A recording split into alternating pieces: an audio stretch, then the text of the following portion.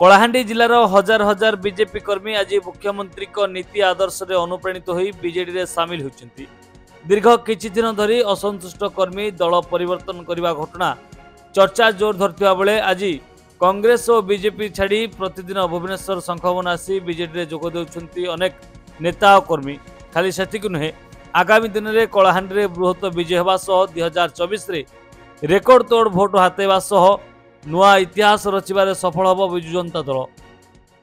आमर परिवार आम 7 भाई आमर सब डिविजन रे परिवार समस्त सदस्य राजनीति रे जड़ित अछंती।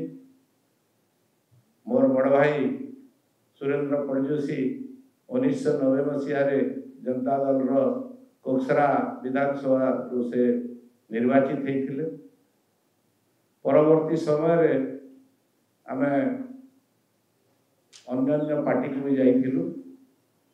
वर्तमान समय जो प्रकार परिस्थिति है नवीन बाबू कार्यकलाप बड़ भाई बाकी भाई मान जो मैंने सब राजनीति में संश्लिष्ट अच्छा से मते कहले तू विजु जनता दल रे जॉइन करने एवं कलाहांडी क्षेत्र में विजु जनता दल रो काम करने मते समस्ते निर्देश देले।